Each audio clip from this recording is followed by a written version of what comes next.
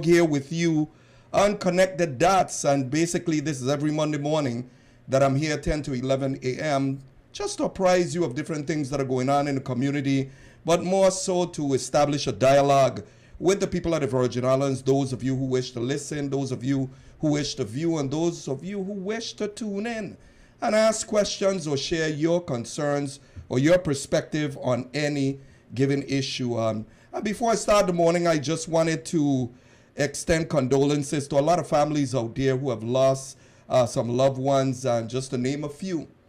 I wanted to extend condolences to the families of Millicent A. Williams, Laurel Ruthlin Evangeline, Joseph Richards, and of course James Nicholas, Janice Brooks Martin, and yours, a lady that I have known practically all my life, but grew to know her even more and appreciate her contributions to the education system. To her family and friends, I extend condolences, none other than Yvonne E. Milner Brown Bowski. And as I said, I've known Miss Milner, Miss Bowski, as I call her, for many, many years. And in observing her contributions to education and being the administrator that she is, because she indulged in labor, she indulged in several aspects of government and made some valuable contributions. I recall as a kid, a youngster, her working for Alexander Farrelly as well. And, we extend condolences to that family. And last but not least is without any reservation that I had introduced legislation to name the Peace Corps Elementary School after Miss Yvonne E. Milner Brown Bowski, because I think it was deserving and it was an honor place that I'm sure the family appreciate that there's a school named after her, because that's how much the community and of course each senator that weighed in on it voted on it unanimously, because they recognize Ms. Bowski's invaluable contributions to this community. So moving along, of course, have some updates. I was reading an article, folks.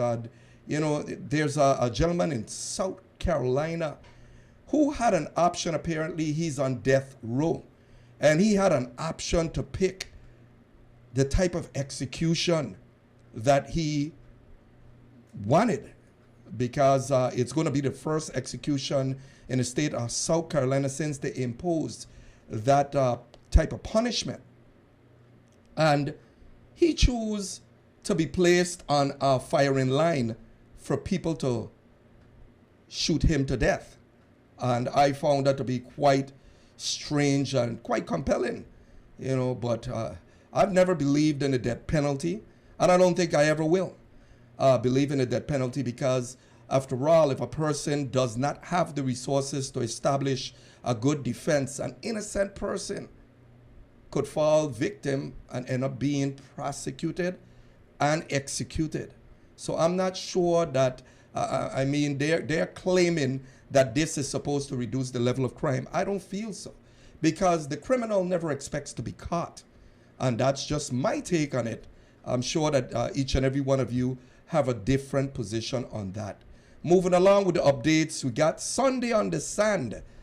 Sunday on the Sand on Cookie Point Beach, and I wanted to recognize that major sponsor in Catch of the Day. And Catch of the Day, they have all the best plates that you could think of. Fresh seafood from the water to the pot to your mouth. And I have experienced that myself, going down there and watching that healthy lobster that looked at me from inside of the cooler and winked his eye. And oh, wow, I had to get that lobster. Sound kind of criminal, right? I take that back. The lobster was going to be eaten by someone anyway. And of course... You sure? Yeah, the lobster was going to be eaten by someone, Rob. You and I both know that. Anyway, moving along, Carnival. The Carnival, it just feels like Carnival. I feel, passing the parking lot, and watching the rides in the village and all the lights and seeing the kids or children so excited. I don't want to use kids. That's goats. Anyway, I'm going to use children. To watch the children just frantic and excited and running through the parking lot to their rides of choice. It was just, it reminded me of being a kid and going down to Coney Island and riding one of the rides that I was fascinated with. I'm not going to tell you which one it was. It was actually the merry-go-round with the horse. And being on top of that horse, I actually felt the closest to riding a real horse. But I'm sure that many of you passing the parking lot are starting to feel that carnival spirit. Moving along, we are going into hurricane season. Hurricane season that starts June 1st. And we still have a lot of people in the community. I drove around up to yesterday to witness a lot of folks still with blue tops. If their homes weren't compromised in one way or the other, the homes were compromised from Hurricane Irma and Maria. And to watch the scars, and I'm talking about the blue tops on the rooftops, and they're going into another hurricane season. I can only hope that as Envision program, it speeds up or accelerate the assistance being provided to the people at the Virgin Islands, those who are in need of that type of assistance. But let's hope that there's a new plan in place, because having only about 2 homes from 2017, 2 to 4 homes from 2017 being repaired, something is wrong with that, because even advertising firm is making more money, 10 times more than what is being distributed into the community in assistance. That's not really encouraging. So let's hope that they can get that off the ground and in place, that people feel very, very encouraged. And last but not least, I heard that there's a new variant in the Virgin Islands. And God knows that we don't want to hear about no new variant. That is scary.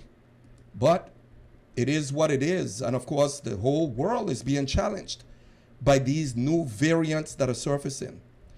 But folks, this morning, I wanted to take the opportunity and thank, we have on the program this morning, of course, is the Board of Elections. And I'm going to allow, it's 2 individuals representing the Board of Elections. I'm going to afford them the opportunity to introduce themselves, because I think it's important that we convey messages that encourage people to vote, because after all, there's a history behind, especially a certain demographic not having the right to vote in any election. So we fought for that right to vote in elections, and you know what I'm talking about. So there's compelling questions, of course. I know many of you want to ask the Board of Elections, and I'll allow them to explain to you that there's one board that basically presides over both districts. And I think it's important for you to understand what that represents, and allow them to provide a message that encourages each and every one of you to exercise your democratic right, and that's the right to vote for any elected office. And the questions that I may ask is, and these are fielded from the public, of course, is what would you like to know about the Board of Elections? And of course, you ask the question, the importance of voting. What is the importance of voting? And then, can we trust the election system of the Virgin Islands? Who are the board members? What's new with the election system? Because, you know, we had the DS200. I'm not sure which equipment they're using, the voting machines they're using today. And the Board of Elections is the appropriate entity or parties to actually respond to any of these questions.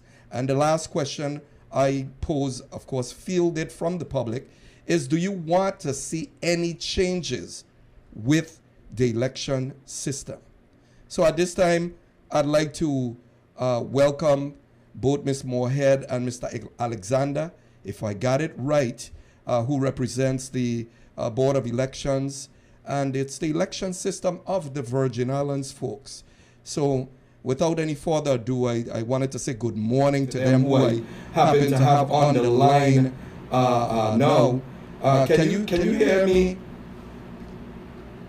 Yes, we can. Yes, we can. Good morning, Senator. How are you? I'm fine. I know I'm just getting a little echo there, but that's okay. You can proceed, but good morning to both of you, and I think the people in the Virgin Islands would appreciate anything that you have to share with them relative to the election system. As you are aware, we have a major election coming up this year, which is a gubernatorial election, as well as the delegate to Congress, which makes it a federal election, or federally sanctioned election. And you could put some clarity to that. But good morning to you, and I just would permit the both of you to actually place your official names on the record and your titles and the organization in which you represent. Good morning to you again. Good morning again, sir. Yes, like I said, this is Lisa Moorhead. I'm a member of the Board of Elections. This is my fourth term. I'm in the middle of my fourth term. They're four-year terms, so thus far I've served for 14 years. I have 2 more years on this term, and if I choose to run again, which I may not, I would be for another 4-year term, not in this election, but 2 years from now, because the board members run alternatively, so there'll be one set running this election and another set running the following election, so our terms are sort of overlapping. I have with me Mr.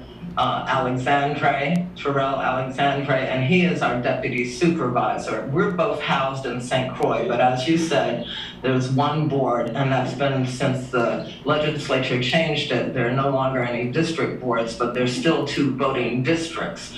So we have representatives from the board, 7 from each district, 7 from St. Croix, and 7 from St. Thomas, St. John. And the St. Thomas, St. John district by law has to have at least 2 members from St. John as part of their board. So there are 5 members from St. Thomas there and 2 members from St. John. So I want to at first just, I'm going to turn this over to Mr. Alexandre in a minute, but I wanted to define briefly what the difference is between the board and the election system, which is what Mr. Alexandre works with. He works 24/7 most of the time with the election system of the Virgin Islands. So he's in, a full-time position where the board meets when necessary at the minimum of once a month and sometimes more, especially in, as you say, this one of our bigger elections, because we have many more voters that come out in a gubernatorial year. So what we do as the board, our main functions are to oversee the canvassing and the registration of voters, the canvassing of votes once there is an election, meaning the counting of votes, well, they're done now by machine, but we have to oversee that. We have to give the returns to the supervisor, and then those returns are given to the public. In the event there's a runoff, sometimes it's necessary because of legal challenges that we actually physically hand count votes, which has been done once during my term. It's a little bit arduous, but we also, physically man the elections, roll the machines out prior to election. Every year we do voter demonstrations and voter registration, but we're also responsible for voter education, which is why we're here and hope to come back so we can literally answer questions that people may have. So I hope you keep your questions in mind, and I'd be remiss not to thank you for allowing us this platform, because we're trying to enhance the level of education that our community has, so everybody is an informed voter. So I'd like to turn it over to Mr. Terrell to give you some background about the administrative or the actual election system, which he, like I said, is the deputy, and Carolyn Fox, as you know, is the supervisor. Mr. Alexandre? Go ahead. Good morning again, former Senator Donald Stott. It's a pleasure to be on shore this morning. Some updates regarding to the upcoming election. This year is an election year. The election calendar was published last year, December 15, 2021. As of right now, we're currently going through the nomination, petition, and papers process, and that's the process of how the candidates filed for the nominations for the upcoming elections. That process began on Monday, April 4th, and it continues until Tuesday, May 17th. The first day a candidate can file the paperwork is Tuesday, May 10th. So it's an ongoing process, and we're encouraging all candidates to swing by the office and pick up the paperwork, and don't wait until the last minute to do so. Voter registration is ongoing. We have seen an uptick of the numbers in both districts. Voter registration is from 8:30 to 4:30. Our offices are located on St. Croix. It's located in the Sunny Heights Shopping Center, between of NAVJULAS and of Masters Insurance Agency in St. Thomas. And Island of St. Thomas is located in Lockhart Gardens above of Banco Popular. And St. John, we're located in the marketplace. So voter registration is 8:30 to 4:30. The documents you will need to register to vote, you need either your birth certificate, US passport, naturalization cert, or a DD 214. You could use any one of those documents. We do not accept copies, and your passport cannot be expired. Okay. Well, good morning to you guys once again, and I honestly apologize to you in terms of not actually saying Happy Easter Monday to both of you. Thanking you for, because this is in fact, I believe, a government holiday, if I'm not mistaken. I'm not sure if it's a federal holiday, which I do believe is a federal holiday that is established sometime. The government, and I'm talking about the United States Congress and those who added the holiday, and you know, the question is often asked, and I'm just going to elaborate on this before I go in to any questions about the Board of Elections in an effort to try to enlighten the people of the Virgin Islands and, you know, what is celebrated on Easter Monday. How is Easter Monday celebrated? I think many countries around the world actually celebrate Easter Monday by eating Easter eggs made from chocolate, and that's what I have learned in California. You know, Easter eggs is symbolic of resurrection of Jesus Christ, as eggs are a symbol of new life. So a lot of people, I don't think, have weighed in on this and truly understand what Easter Monday represent. So I just wanted to share that briefly. Let me start out in asking this question. Why would Virgin Islanders feel that the election system can be trusted? Well, I would say because, you know, I know the people involved, and I know that we have several measures and several levels of security. None of the board members or the staff in elections actually handles ballots except to fill the ballot box. Everything is recorded, so we have a trail, a paper trail, a computer trail. Everything can be tested once the results are in or rechecked. We also allow the public to view the process. We used to try to let the public in, but you know, because of size constraints of the office, and more particularly in the last election because of COVID, and previous to that, we've had it televised, so people can see what's going on. The candidates can actually have a representative in the room with the board so they can see the whole process. Yeah. And you know, the board members are all there collectively. And what people may not know is that the board is nonpartisan, meaning that we don't have a particular, as a board, party affiliation. We all individually belong to some party because we're all registered voters, but we do not you know, do any of the work that we do with respect to one party or another. I mean, obviously a party can ask us for some assistance, and we will, you know, fulfill that role if it's something within our purview. But we have, as I said before, many levels of security to make sure that nothing happens. And, you know, a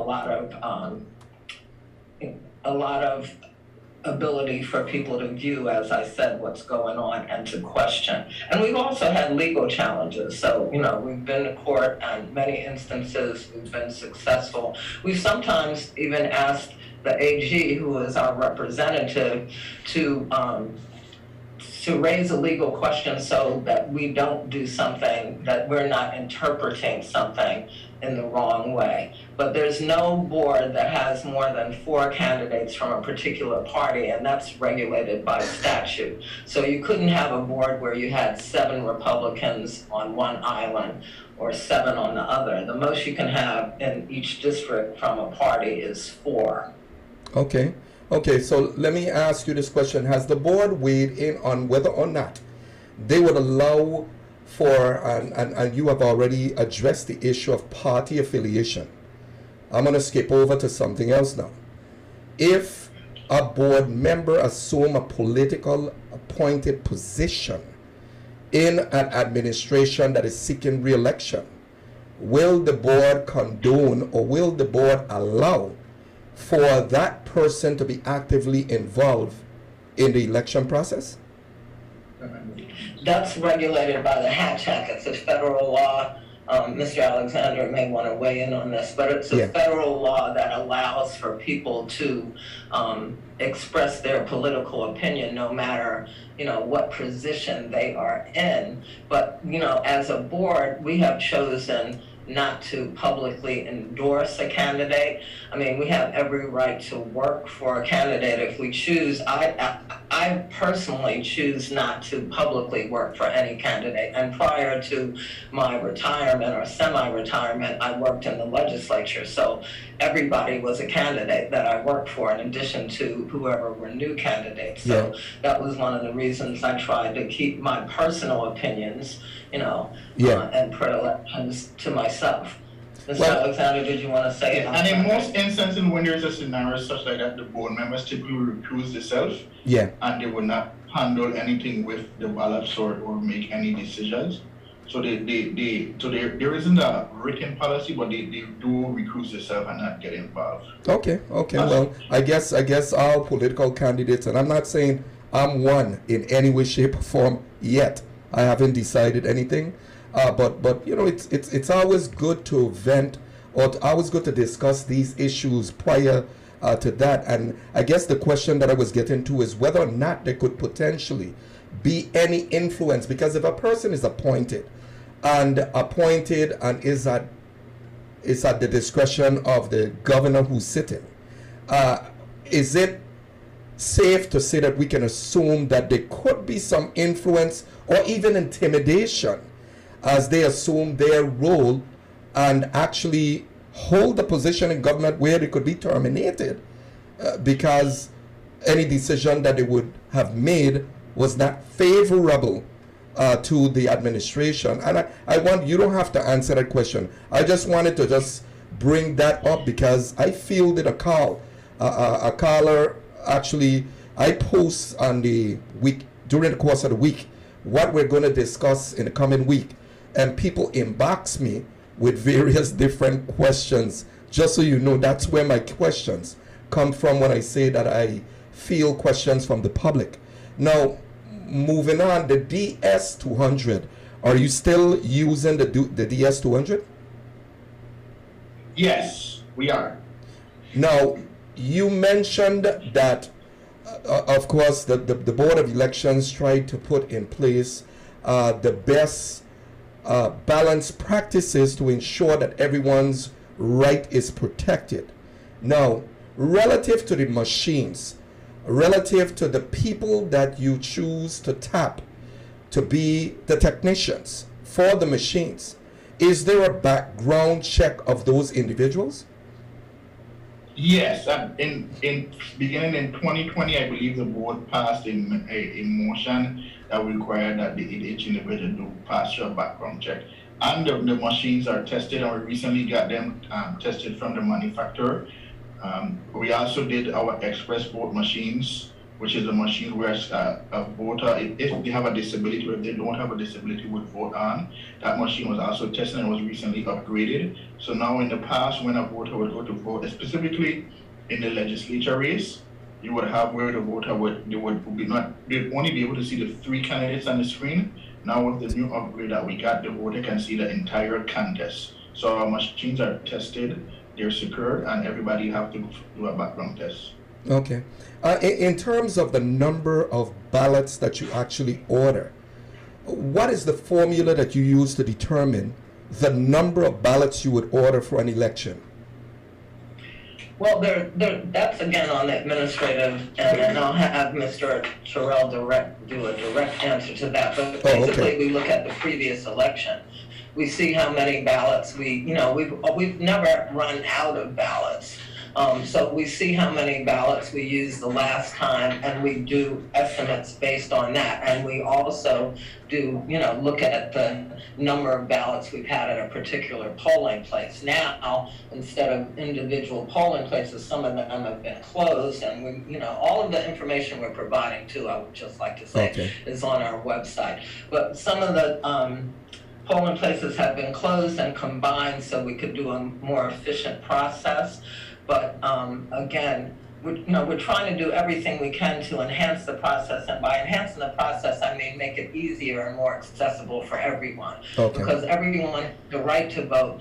We have a huge percentage of our population that usually comes out to vote. The question is, how do you vote, and do you vote effectively? And then we have another percentage of our population, and I hate to say this, Mr. Terrell is representing that number, but around, I guess, maybe 30 to 40, maybe 25 to 40, maybe some of our lowest numbers in terms of registrants. And sometimes our new voters are coming just to get an ID and not to vote or to participate in elections. So we'd like to, as part of this process of doing this education series, get into deeper discussions when we come back about why it's important that everyone vote and everybody exercise their franchise. And like we said, we're tasked to make that process easier. Okay. And I know you'll note that I just ask tough questions. I get into things that people wouldn't ordinarily venture to discuss, and I ask the questions for a reason, because let's say and I don't want to speak hypothetically. I just want to basically try to venture and speak in or asking questions that are relevant based on past experiences, not just by myself, but by the general public as well.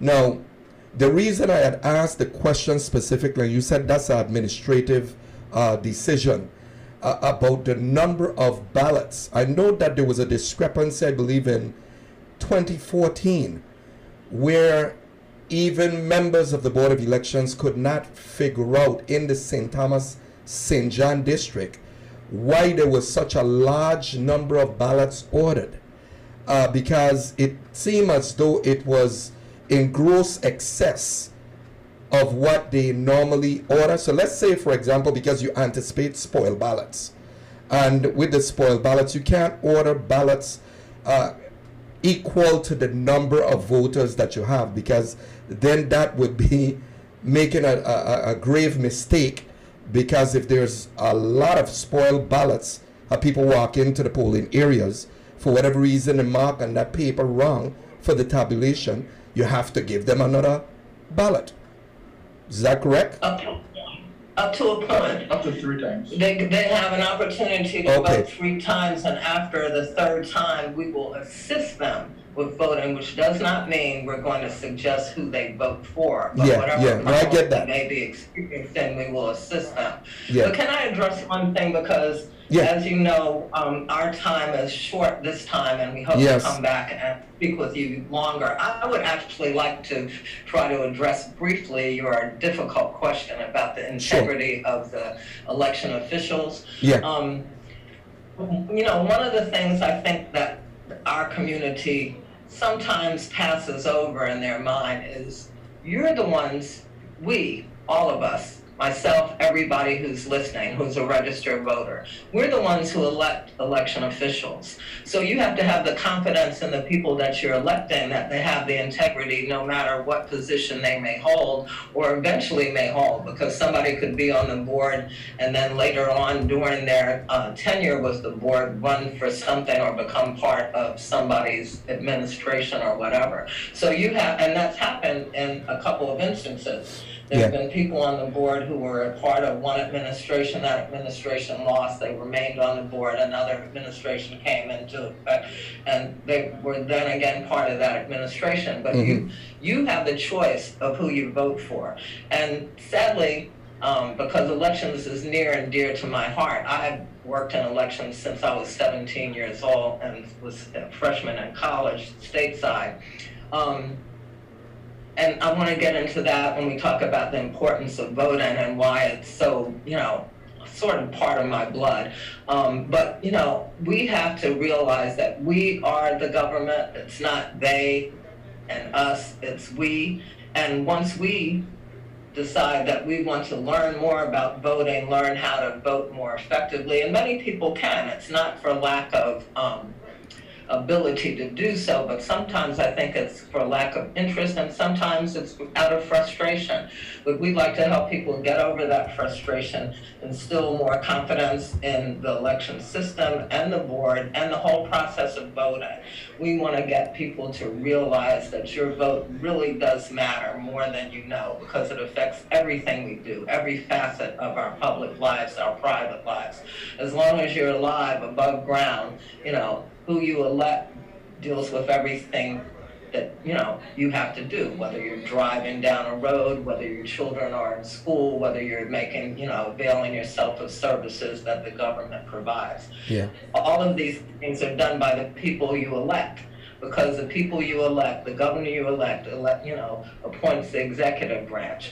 The people you elect for the board are the ones that run your elections. The people you elect for the Board of Education deals with, a very essential unit. Our Department of Education is going to shape our minds for years to come. So those, when we come back, we would love to talk more about the importance of voting. But I have to take a little stab at that. And I appreciate you placing all of that on record. And what I often say is every man and woman are responsible for their own actions at the end of the day. And I get encouraged seeing folks like yourself, because I've known you a long time and worked with you, and I've always known you to be a credible person, an honest person, and forthcoming. But again, I would indicate that there's a lot of people that have reservations with the election system, and I don't want to say rightfully so, because at the end of the day, you have to justify your claims, be able to produce evidence on anything that you should claim. And that's why I have never taken the government to court, on certainly the Board of Elections to court. I have taken the government to court on the income tax refund issue. But I want to thank you guys, because I know you have to go, and you did mention before that you had up until 10:30. I have one caller on the line who wanted to just ask a question, I guess, or is calling in. I don't know if you guys want to just field one question and then leave. Let me know. Okay, it'll be brief, but if we can't answer it fully, we'd certainly entertain it again. But certainly, go ahead. Okay, wait, hold on. I think they cut off. They were on the line a while. So if that caller could call back, the lines are still open for you to be able to call in. The number to call here at WST, of course, you have it, 340-774-1340, 1340, here at WSTA. I have to apologize to whoever that caller was. I just want to apologize to them for not picking up the phone fast enough. But I guess they could ask the question of the year. I would not attempt to ask it, but I know you guys are pressed for time, and I don't want to hold you up from your busy and important schedule. So at the appropriate time, what you can do is just to forward me some kind of communication and let me know when you wish to come on again. And if I don't have anything scheduled on that day, which every day has a topic, but every day doesn't, every Monday doesn't have a guest. So I can always alternate by just taking that subject matter out and inserting the Board of Elections, because I think this issue is important enough to fully exhaust it and allow for even the public to ask questions, because I think ultimately what I believe that your goal is your objective is is to get the public to trust the election system of the Virgin Islands. So I wanted to go ahead. I'm sorry to interrupt. That's correct. We do want the public to fully trust the election system, because we want the public to fully engage and to vote. And you know, that's the most important thing to us. We have no vested interest, at least we're not supposed to have an invested interest in who wins or who loses. It's just to have a fair and equitable election. But we'd like to thank you again, Mr. Alexandre would like to add his comments, and then we're going to have to run, and we will let you know definitely. And thank you again for the opportunity. Okay, thank you. We thank you for allowing us the time to come and share the information with your listening public. We do encourage individuals to go out there, and if they have not registered to vote, to please go out and register to vote. And if you are registered to vote, to please vote. The elections are Saturday, August 6th for the primary elections, and the general election is Tuesday, November 8th. For the latest information to stay up to date, you can always visit our website, vivote.gov, or you can reach out to any one of our offices, our St. Croix offices. The number is 773-1021. St. Thomas is 774-3107. Today we're closed, but we'll be here back tomorrow. So have a good day, and thank you for the time. But I'd like to say, because I'd like to big up my election system people, they're all in here working. You know, so I actually came to the office to do this program, and every one of our staff is in here working. I was like, boy, the election must have started already, because everybody's on deck. So again, we thank you, and it's just the level of commitment, and that's why I'd like to, you know, just compliment them for their commitment and just the work ethic. It's unbelievable, really, in this office. And again, thank you, and we'll let you know when we'll be back, and we'll stay longer and entertain questions at that point. Okay, and thank you. Have a wonderful Easter Monday to both of you. Thank you for being on the program this morning. You too. Okay. Bye-bye. Take care. Have a wonderful day.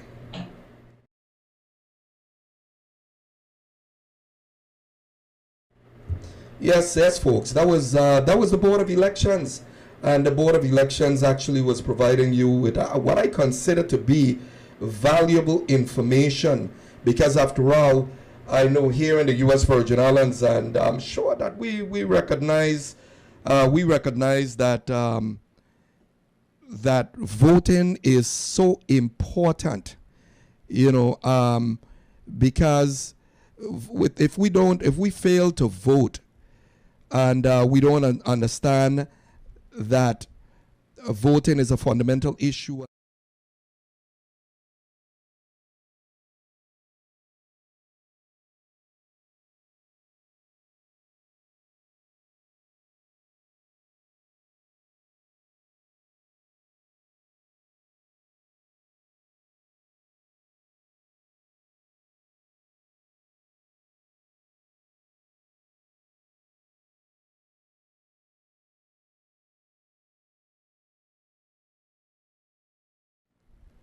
The electing officials to the public office that are the ones to make that are involved in the decision-making process, and hoping that those persons elected to those respective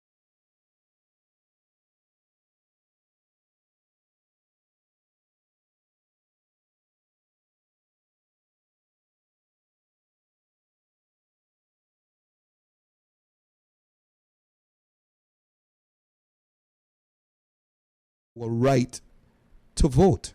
So I encourage each and every one of you to go out there and exercise your right to vote, because you are the ones that actually protect this community from a lot of things when you evaluate your candidates and elect candidates that you feel are poised, are prepared, and ready to provide good leadership.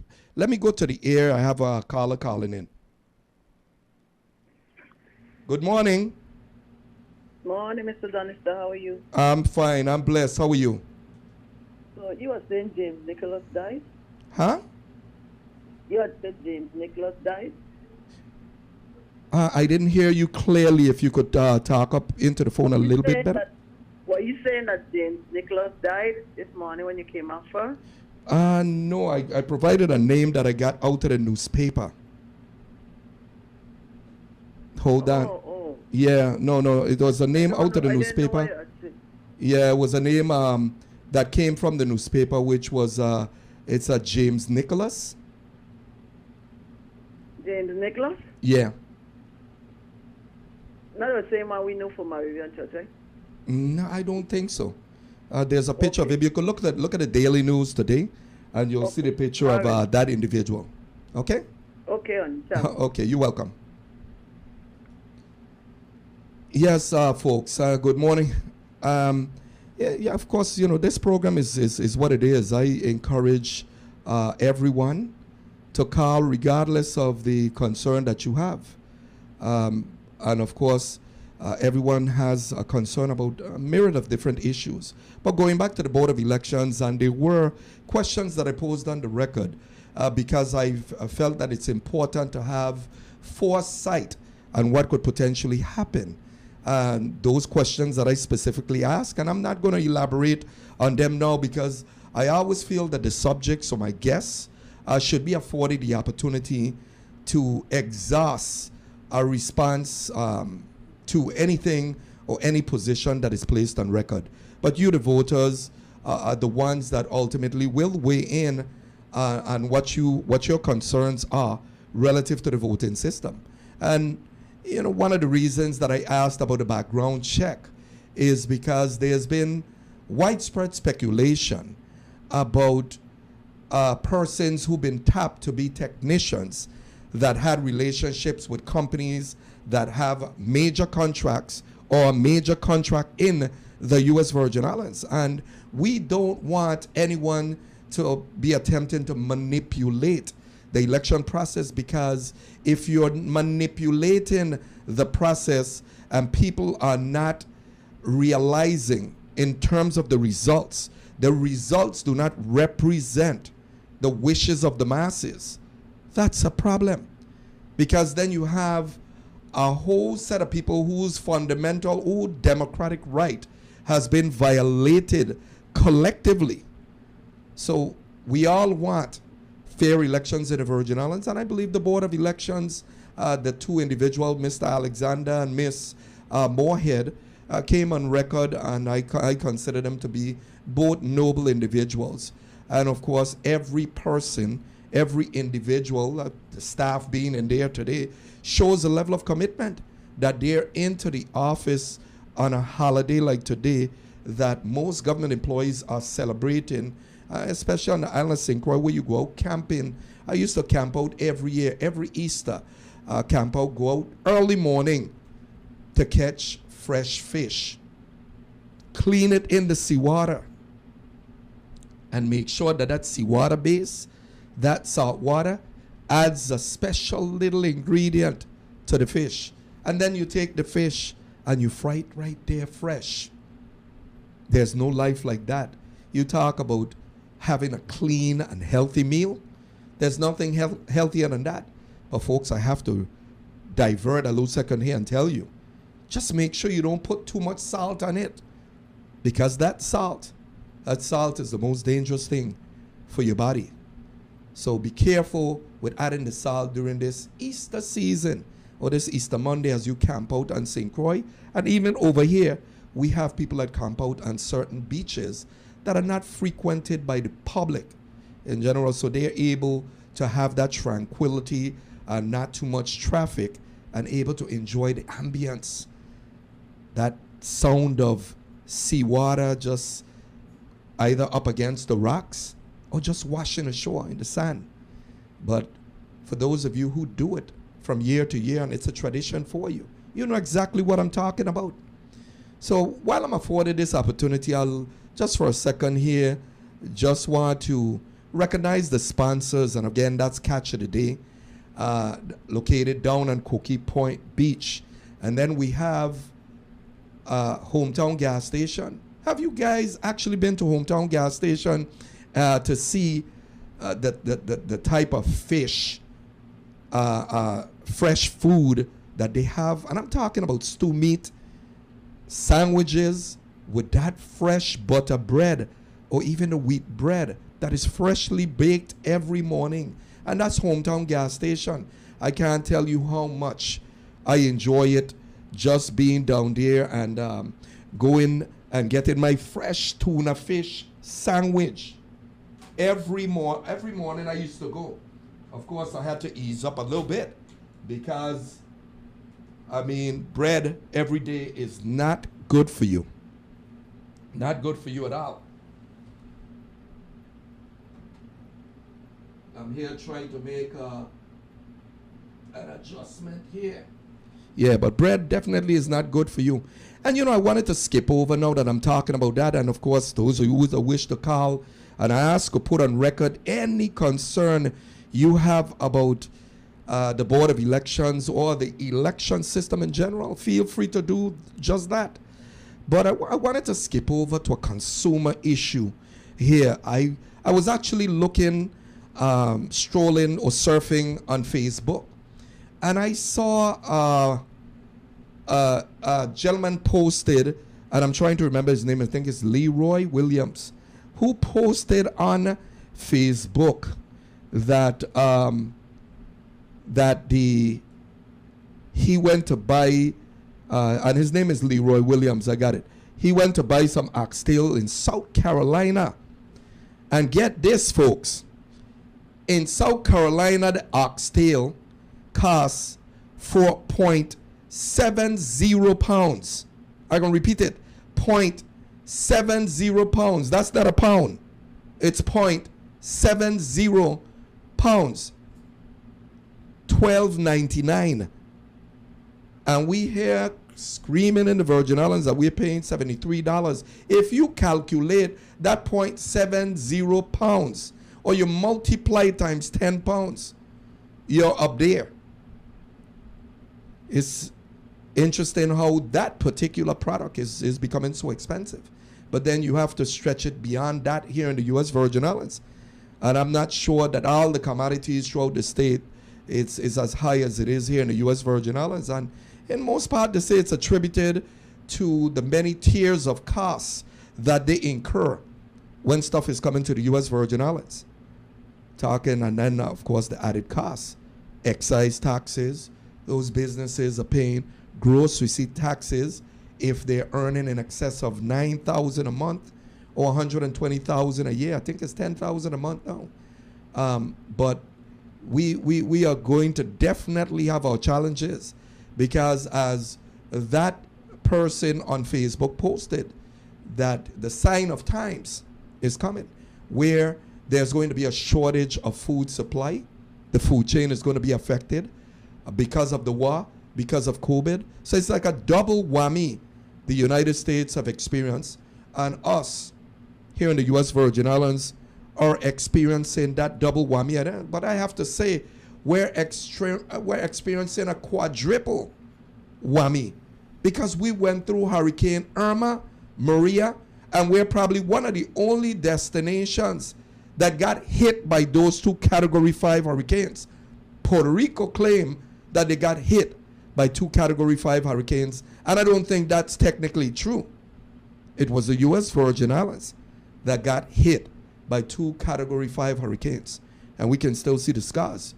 So we got a quadruple whammy, because from 2017, we're here trying our best to recover, hoping that government can be responsible in the dissemination of federal funds that are entitlements for Virgin Islanders, that this money is distributed and distributed effectively into the community. And we're not sure that we're receiving that money, or it's being adequately disseminated or distributed to the program and reaching the masses who should be the rightful benefactors of this money.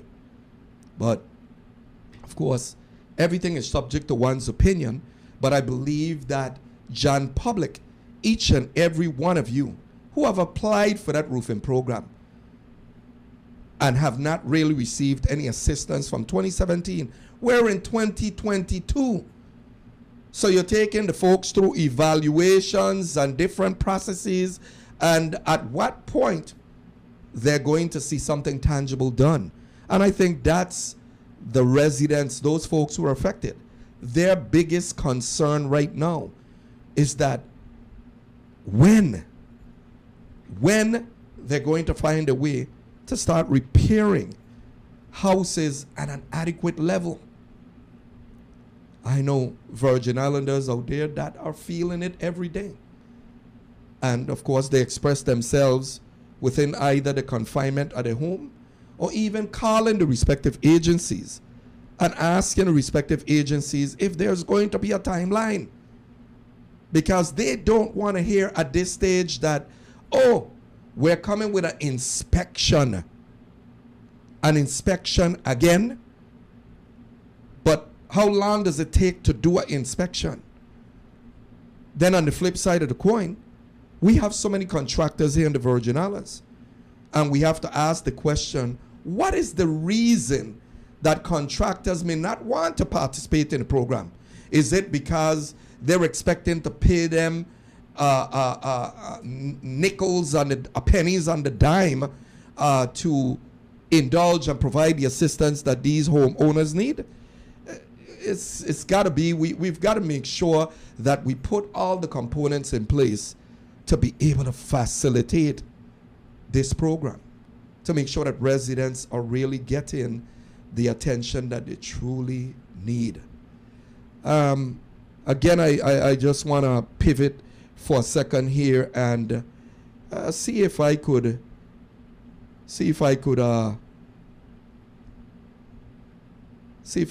thank my sponsors once again, and those sponsors being Hometown Gas Station, Catch of the Day. But while I was talking about Oxtail, I wanted to tell Dushi that I appreciate, and I'm talking about Dushi and Cookie Point. You want to call her Petra? Call her Petra.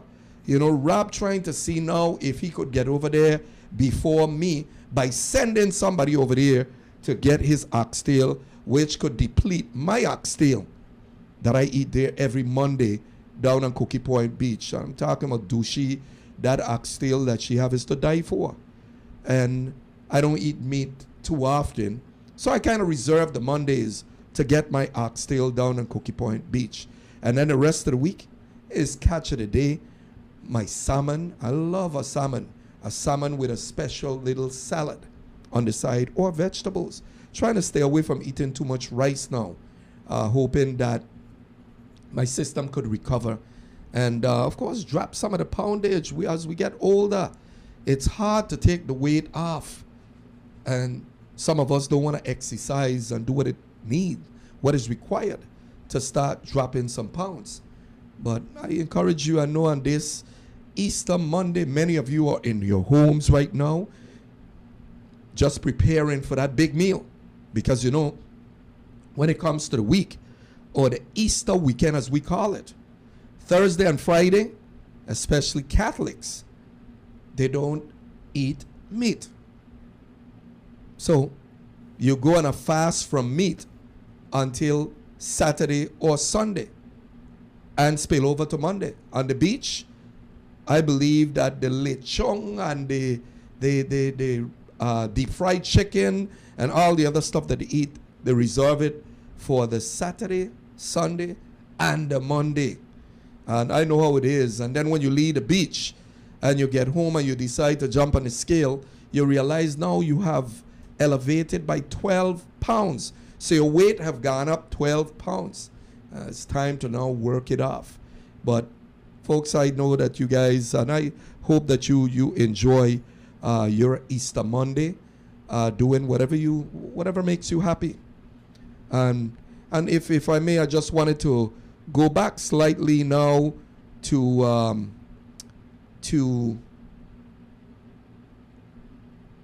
Board of Elections and the election system and what we are to expect this coming election cycle. And the Board of Elections have made a commitment and a promise to come back on, and hopefully they'll give me a date that is soon, because I think it's good to have before the filing dates deadline to run for public office and other deadlines, that we allow them to come here and encourage them to go on a tour to sort of enlighten the public on the election system and why it's important.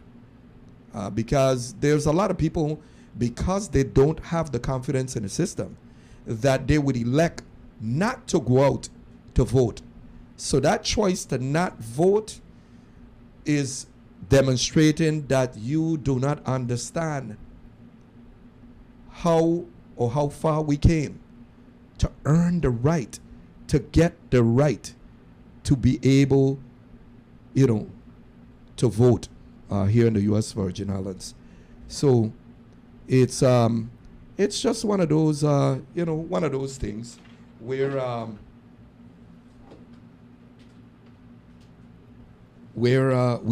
we just try to make sure that we understand the election system, and I'm sure that there's many concerns that many of you have about the election system, and you'll have questions in the very near future. Today is sort of a holiday, and that's why I didn't expect for too many people to be calling in today. But let me go to the telephone line and allow someone else that wants to chime in on the discussion.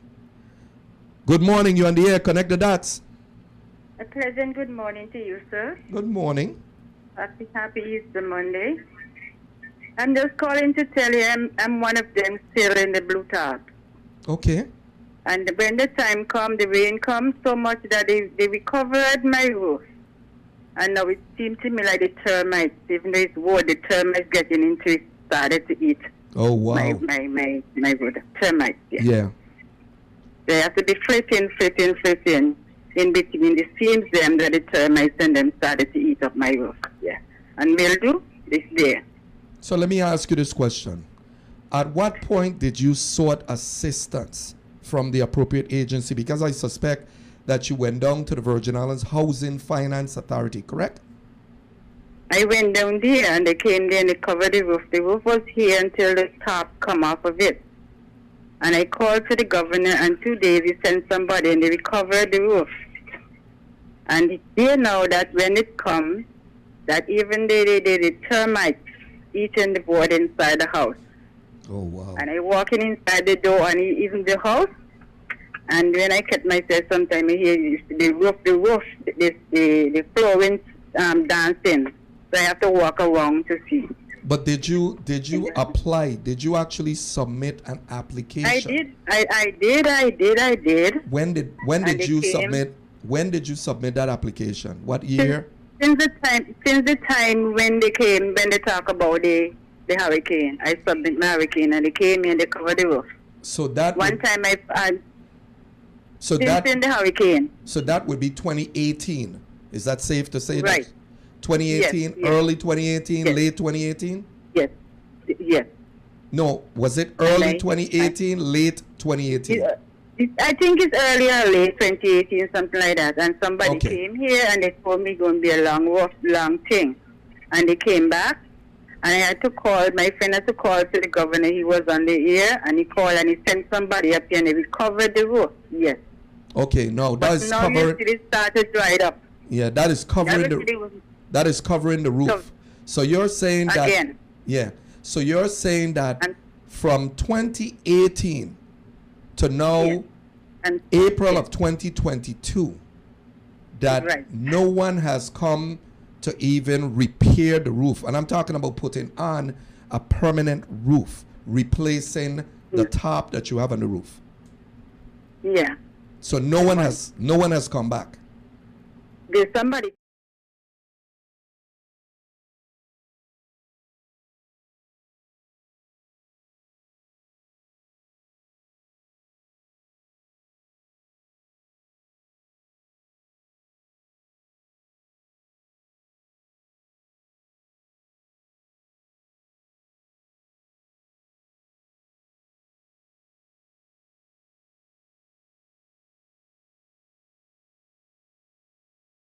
But from the time it's wet and even though they had covered it, they see the termites now eating my wood in the house.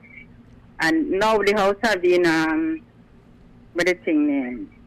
Something like termites in here and it's mildew. Yeah. Yeah. So I'm still here. Sometime at night I have to take a spray and spray the ceiling just because of the termites in the underwood in there. Okay. Yeah.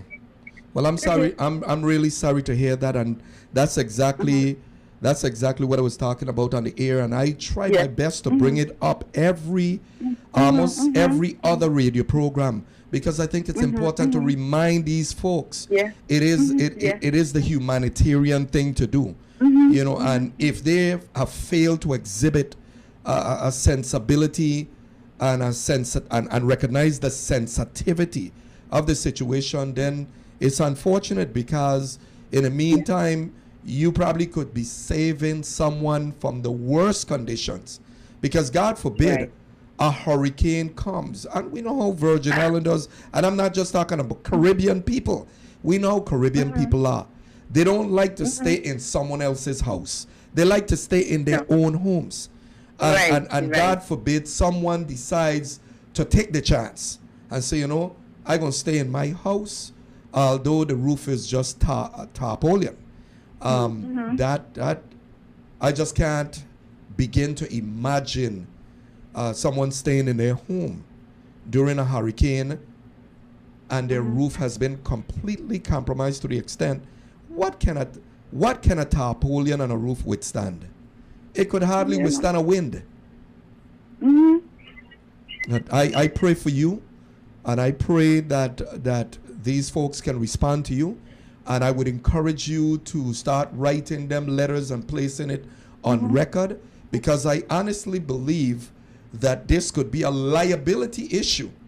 Because if the federal government gave you, and I'm talking about the government of the Virgin Islands, money from 2018 for the specific purpose of aiding or assisting Virgin Islanders whose homes are in disrepair, and you fail to do so from 2018 until 2022, if a hurricane hits now and people die in that hurricane because their homes were compromised, I know what the government's position is going to be. They're going to say, if they know their homes were compromised, then they should have gone someplace else. This is what they're going to say. Yeah. But I honestly believe and feel that the government would have been negligent, complacent in actually aiding the people of the Virgin Islands who fall within that category, whose homes were compromised. So government need to get up off their laurels and start to make sure that they're reaching the masses and that they're spending the monies that are earmarked to assist people, to assist the residents of the Virgin Islands. So I'm out of time, but I appreciate you taking the time to call in. And again, I pray for you, and I encourage you to write some communication, write some letters to that respective agency, asking them to please follow up to make sure that you don't go into a hurricane season, then for them it wouldn't make any sense to repair or start repairing homes. You see what I'm saying? Yeah. So it's like it's like they're creating a scenario that could ultimately end up hurting the people that have the people that really need the help. So I really empathize with you, and I hope that you get that issue resolved.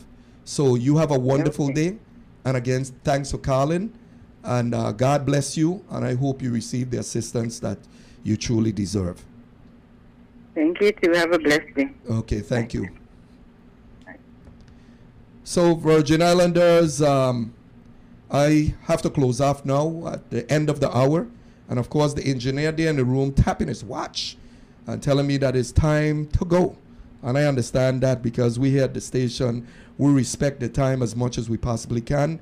So let me close by just thanking or playing the sponsors. It's Catch of the Day. From the water to the pot to your mouth, everything is fresh at Catch of the Day, located on Cookie Point Beach. Enjoy some of your favorite seafood dishes: fresh catch, lobster, tang, and whelks when in season, as well as surf and turf. They cater to your wishes.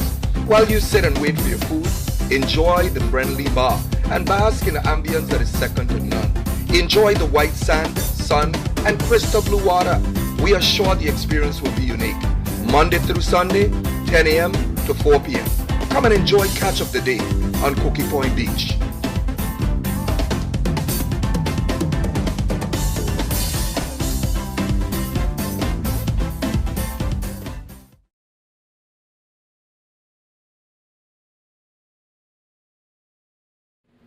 So, folks, I just want to say good afternoon and happy Easter again to each and every one of you. And may you have a wonderful, wonderful, wonderful Monday, but that your week is productive. And God bless each and every one of you. Thank you for listening. Phone, television, computer, for live streaming, or your nearest radio. It's now time to listen to Connecting the Dots. People come, let we go. Turn up the radio.